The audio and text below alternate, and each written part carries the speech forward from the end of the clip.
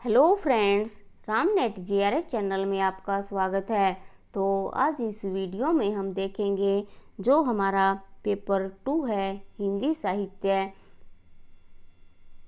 उसके हम PYQs कर रहे हैं। और ये PYQs हम 2019 का मैंने स्टार्ट किया है। इससे पहले जो मैंने वीडियो डाली है उसका ये पार्ट 2 है और वो पार्ट 1 है। तो आइए देखते हैं आगे के हमारे क्वेश्चन क्या हैं। तो इनका हम रिवीजन कर रहे हैं। तो आइए हम अपना रिवीजन स्टार्ट करते हैं। तो जो भी स्टूडेंट्स हमारे इस चैनल पर न्यू हैं वो इसे ज़रूर सब्सक्राइब करें और साथ में अपनी बेल आइकन को प्रेस कर दें, जिससे सभी वीडियोस के नोटिफिकेशन आपको टाइम टू टाइम मिलते रहें। तो आइए देखते हैं हमारा नेक्स्ट क्वेश्चन क्या है।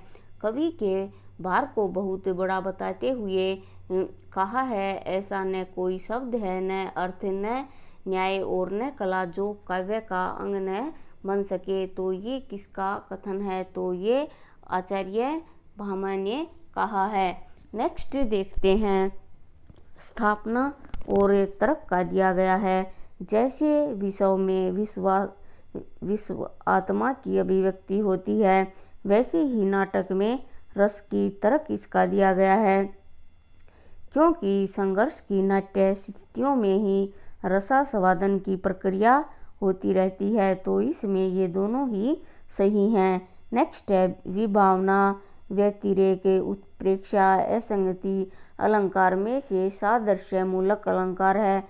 तो व्यतिरेक और उत्प्रेक्षा। नेक्स्ट है, नौकरी के सिलसिले में बाहर रहने के कारण गजाधर बाबू की लंबी अनुपस्थिति उन्हें परिवार के ढांचे से बाहर कर देती है। तो यह किस में बताया गया है? तो वापसी कहानी में। नेक्स्ट है, कवि कर्म और काव्य भाषा समीक्षा करती है। तो ये परमानंद श्रीवास्तव जी की है। नेक्स्ट है, कीने हूँ कोरी के जतन अब कहीं कोडे कोनू भो मन मोहन रूपू मिली पानी मैं को लोनू। इस दोहे के संबंध में सही है। इसमें कहा गया है कि नायिका का कृष्ण के प्रति अनन्य प्रेम व्यंजित है। नायिका के मन रूपी सरोवर में कृष्ण का लावण्य पानी में नमक की तरह घुल गया है। नेक्स्ट है, प्रवास की डायरी, एक साहित्यिक की डायरी। दिल्ली मेरा प्रदेश, रणझल धनझल में डायरी साहित्य है। तो प्रवास की डायरी और दिल्ली मेरा प्रदेश ये डायरी साहित्य है। नेक्स्ट है, हिंदी में नोवेल के अर्थ में उपन्यास पद का प्रथम प्रयोग किसने किया था? तो भारतेंदु हरिश्चंद्र जी ने। नेक्स्ट है, आनंदवर्धन ने काव्य को ध्वनि कहा है, जहाँ शब्द और अर्थ दोनों अपने अर्थ का उत्सर्जन करें, व्यंग्यार्थ को अभिव्यक्त करें। नेक्स्ट है, उत्तरकांड के कलयुग प्रसंग में तुलसीदास ने लिखा है, आचारहीन और वेद विरोधी लोग ज्ञानी और सन्यासी कहलाएंगे। पत्नी के मर जाने और घर गृहस्थी और संपत्ति के नष्ट हो जाने के बाद लूटे पीटे लोग ही सन्यास ग्रहण करेंगे। नेक्स्ट है, आचार्यों का सही कालक्रम है, पहले दंडी, आनंदवर्धन, कुंतक, रुय्यक। नेक्स्ट है, शास्त्रानुसार अर्थ प्रकृति के प्रकार हैं। तो बीज और बिंदु। नेक्स्ट है, श्रद्धा और ईड़ा से संबंधित मुक्तिबोध के सही कथन है। ईड़ा का व्यक्तित्व सामाजिक सार्वजनिक महत्व से विन्यस्त है और श्रद्धा के पास कोई अपना सार्वजनिक जीवन नहीं है। नेक्स्ट है, न खास हिंदी न खास उर्दू, जबान गोया मिली जुली हो, यह उपयुक्त कथन किसका है? तो शिव प्रसाद सितारे हिंद का। आगे देखते हैं, साधारणीकरण की निम्नलिखित स्थापना उनके प्रतिपादकों से सुमेलित है। तो सूची 1 और सूची 2 दी गई है। ये ऑप्शन देखते हैं, रसास्वाद में वासनात्मक तथा शिथिल मनोवृत्तियों जिनके द्वारा चरित्र की सृष्टि होती है, साधारणीकरण के द्वारा आनंदमय बना दी जाती है, इसलिए यह वासना का संशोधन करके उसका साधारणीकरण करता है। तो ये कथन है जयशंकर प्रसाद जी का। नेक्स्ट है, काव्य प्रसंग या रस के समस्त अवयवों को साधारणीकरण मानने की अपेक्षा कवि भावना का साधारणीकरण मानना मनोविज्ञान को अधिक अनुकूल है, तो ये नगेंद्र जी का है। नेक्स्ट है लोक हृदय की यह सामान्य अंतर्भूमि परख कर हमारे यहाँ साधारणीकरण सिद्धांत की प्रतिष्ठा की गई है। यह सामान्य अंतर्भूमि कल्पित या कृत्रिम नहीं है, तो ये रामचंद्र शुक्ल जी का है। डी ऑप्शन देखते हैं। जब चमत्कारी के अर्थ मर जाता है तब उस शब्द की रागो उत्तेजक शक्ति भी क्षीण हो जाती है, उस अर्थ की प्रतिपत्ति करता है जिसे पुनः रागात्मक संबंध स्थापित हो। साधारणीकरण का यही अर्थ है, तो ये अज्ञे जी का है। नेक्स्ट देखते हैं। संज्ञा अथवा सर्वनाम के जिस रूप से उसका संबंध वाक्य के किसी दूसरे शब्द के साथ प्रकाशित होता है उसे कहते हैं कारक। स्थापना और तर्क का क्वेश्चन देखते हैं। भारतेंदु युग में मध्यकालीनता और आधुनिकता का द्वंद्व है।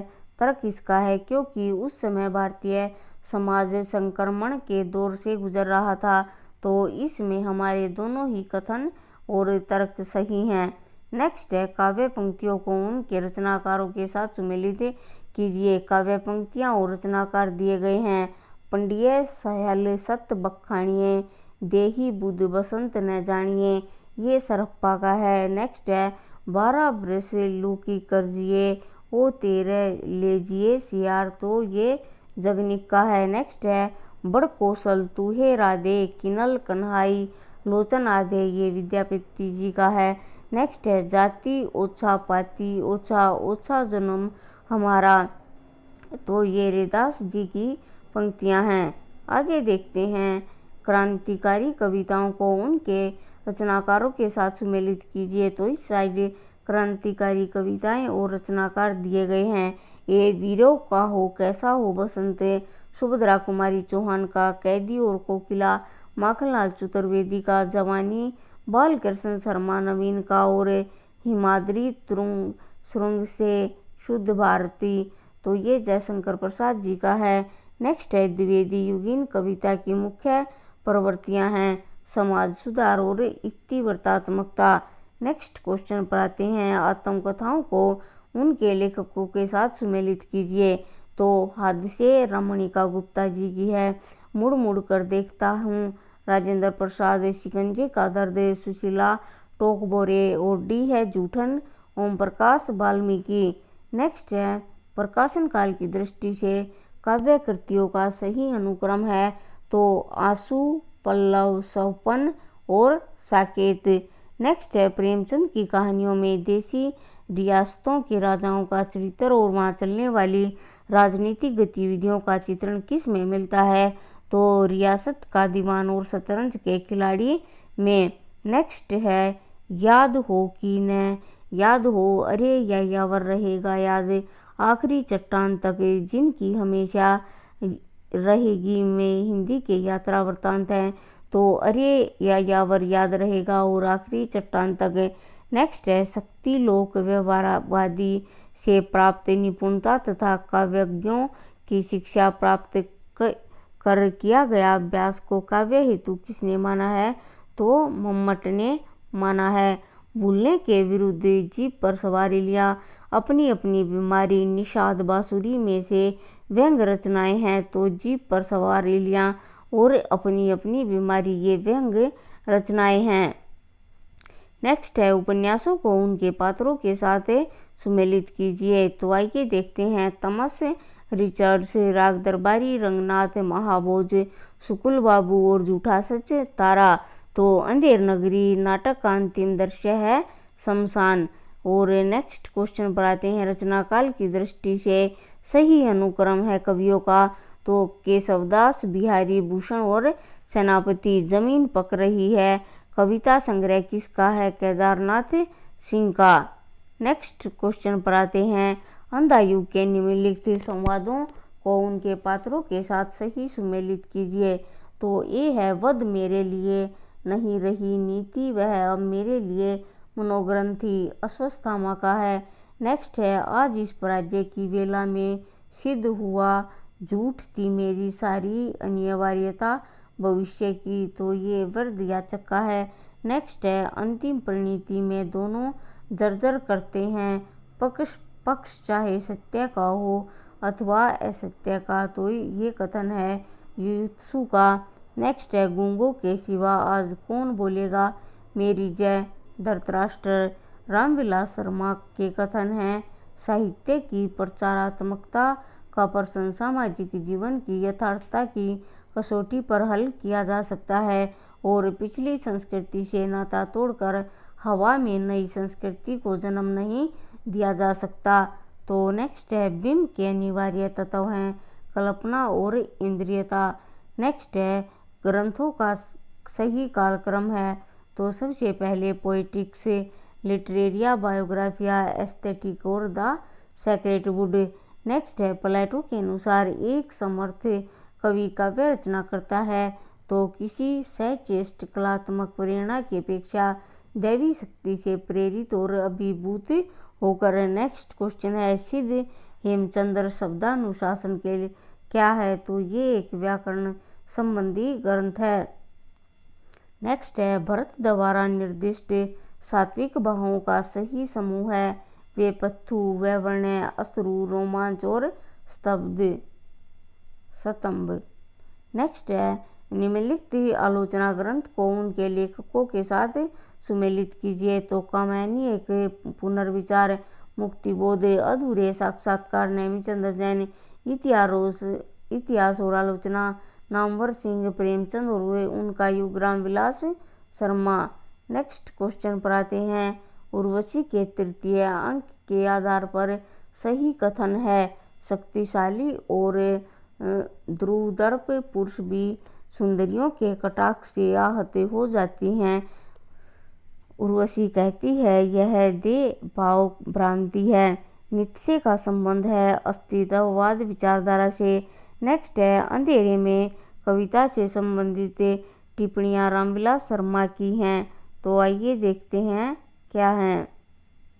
अंधेरे में कविता की मूल समस्या यही है कि मध्य वर्ग का बुद्धिजीवी सर्वहारा वर्ग से तादात्म्य कैसे स्थापित करे। मुक्तिबोध की मुख्य समस्या है अपना वर्ग छोड़कर दूसरे वर्ग के साथ तादात्म्य स्थापित करना। नेक्स्ट है इस मेले का मुख्य उद्देश्य है कि व्यापार की वृद्धि हो। यह एक मिश्र वाक्य है। नेक्स्ट है मैं कहता हूँ आखिन देखिन, तू कहता कागज की लेखी।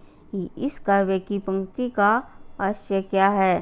तो ये स्वानुभव शास्त्रीय ज्ञान से बड़ा है। तो आज हमने 2 पार्ट में जो हमारा 2019 का पेपर है वो सोल्व कर लिया है। तो नेक्स्ट वीडियो में हम 2018 का पेपर सोल्व करेंगे। इस तरीके से हम सभी PYQ सोल्व कर लेंगे। इससे आपका एक तो जो बेस है वो बनता है और इसके साथ साथ आपको इम्पोर्टेंट टॉपिक्स का भी पता चलता है। जैसे आपने पूरा सिलेबस कवर कर लिया है और अगर आपको ये पता चलता है कि इस यूनिट में से ये टॉपिक हमारे लिए इम्पोर्टेंट हैं तो हम उन्हीं का रिवीजन बार बार करते हैं और इस तरह से हम अगर जो एग्ज़ाम के लिए इम्पोर्टेंट है उन्हीं पॉइंट का हम बार बार रिवीजन करते हैं तो हम एग्ज़ाम में बहुत अच्छा स्कोर कर लेंगे। तो आज के लिए इस वीडियो में इतना ही। और जो भी स्टूडेंट्स इस वीडियो को वॉच करते हो तो आप अपनी फीडबैक ज़रूर दिया करें जिसे मुझे ये भी पता चलेगा कि जो वीडियोस मैं डाल रही हूँ वो आपके लिए फ़ायदेमंद हैं या नहीं, या मैं वैसे ही ये डाल रही हूँ। तो फ्रेंड्स ये वीडियो आपको कैसी लगी और अगर आपका कोई भी डाउट या आपकी कोई भी क्वेरी है तो आप कमेंट बॉक्स में पूछ सकते हो। तो इस वीडियो को लाइक करें, चैनल को सब्सक्राइब करें और इसे ज़्यादा से ज़्यादा शेयर करें। तो आज के लिए इतना ही। Thank you.